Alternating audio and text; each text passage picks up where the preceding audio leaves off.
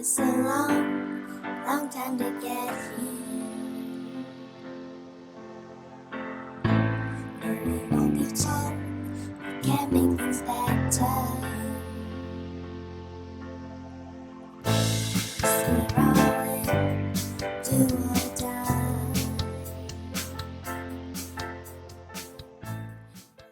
Semper Paratus, always ready, is the United States Coast Guard motto, and it fittingly describes the icebreaker Mackinaw.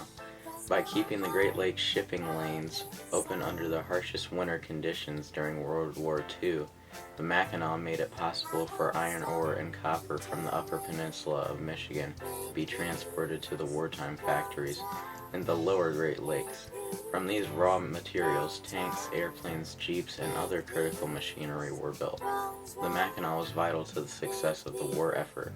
After the war, the Mackinaw was regarded as the foremost icebreaker in the world. It was known as the Queen of the Great Lakes. The slogan was, "We move ships when no one else can." The Mackinaw was built in Toledo, Ohio by predominantly women workers at the Toledo Shipbuilding Company in June of 1943 and launched in March of 1944. The Mackinaw is 290 feet long and is powered by six 10-cylinder opposed piston Fairbanks-Morse diesel engines which drive generators that produce electricity to power motors, providing 10,000 shaft horsepower to turn two 14-inch stern propellers. These propellers, each weighing 10.7 tons, driving the ship at 19 knots per hour. The Mackinaw's innovative 12-foot bow propeller, weighing 7.2 tons, draws water from under the ice, causing it to weaken and sag under its own weight, and then it is crushed by the force and the weight of the ship. The protective ice belt of the hull is constructed of steel plates 1 5/8 inches thick. The Mackinaw also has a heeling system, which can shift 112,000 gallons or 467 tons of ballast water from one side of the ship to the other in 90 seconds. This rocking action helps the Mackinaw free itself if stuck in the ice.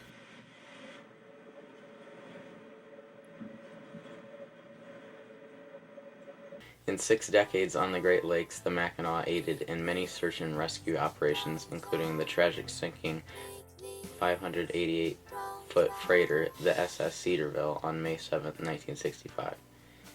Beginning in 2000, the Mackinaw was proud to serve as the Christmas tree ship, bringing Christmas trees cut down by the Mackinaw's crew in northern Michigan to needy families in Chicago.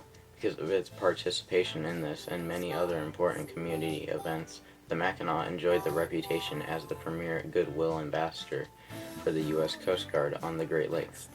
When the U.S. Coast Guard decided to retire the Mackinaw and replace her with a new and more efficient icebreaker, a group of local citizens in Mackinaw City, determined to preserve the history and legacy of the icebreaker Mackinaw, came together and secured the ship with the assistance of the Coast Guard and elected officials.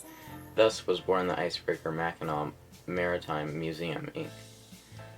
The Mackinaw was brought to her new home in her namesake city, Mackinaw City, and moored at the historic Chief Wawatam Railroad ferry dock.